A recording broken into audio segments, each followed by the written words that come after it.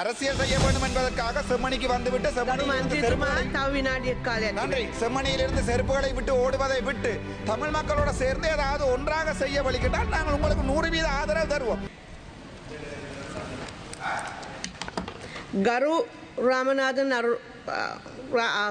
අර්ජුනා මන්ත්‍රීතුමා ඔබතුමාට විනාඩි 3ක් කාලයක් ලැබෙනවා.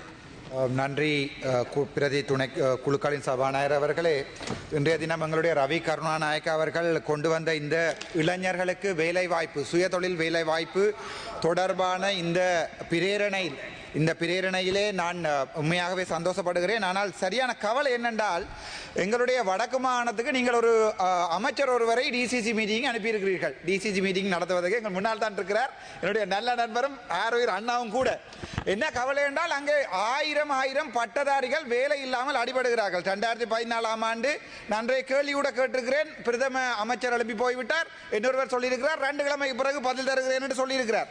அதே நேரம் நீங்கள் பார்த்தீங்கன்னு சொன்னால், வடக்கு கிழக்கு மாகாணத்திலே நாங்கள் சுயமாக எங்களுடைய பொருளாதாரத்தை கொண்டு போகக்கூடிய கடல் வளம், விவசாய வளம் உட்பட நாங்கள் ஒரு வளம் நிறைந்த ஒரு மாகாணம்.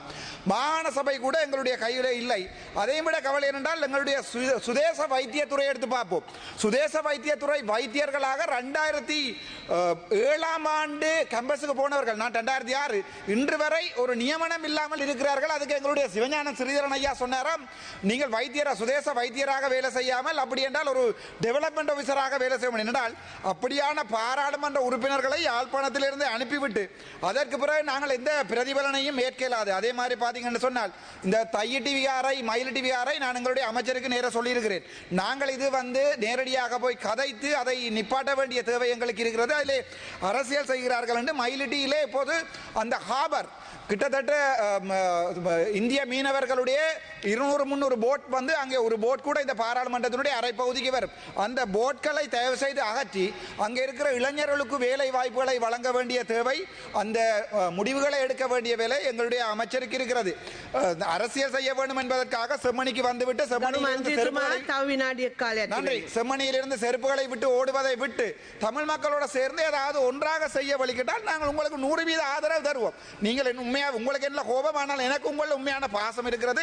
அண்மையில கூட ஜெர்மனியிலிருந்து சொன்னார், இல்லை அவரை அவமானப்படுத்த வேண்டாம், அவருக்கு உதவி செய்வதற்கு ட்ரை பண்ணுங்கள். நான் சொன்னேன், நான் அவருக்கு எப்பயோ லிப்டில் சொன்னான், நான் இவருக்கு உதவி செய்கிறேன் என்று சொன்னான். ஆனால் அவர் ஒருபோதுமே எங்களுடைய வளங்களை பாவிப்பதும் இல்லை, எங்களை பற்றி நாங்கள் சொல்வதையும் கேட்பதும் இல்லை. அதை விட வடக்கு மாகாணத்திலே ஒரு பாராளுமன்ற உறுப்பினருக்கு தர வேண்டிய 10 மில்லியன் டைவர்சிஃபைட் ஃபண்ட், அதாவது பன்முகப்படுத்தப்பட்ட நிதி பாராளுமன்ற உறுப்பினர்களுக்கு சிறப்பாக இருக்கு.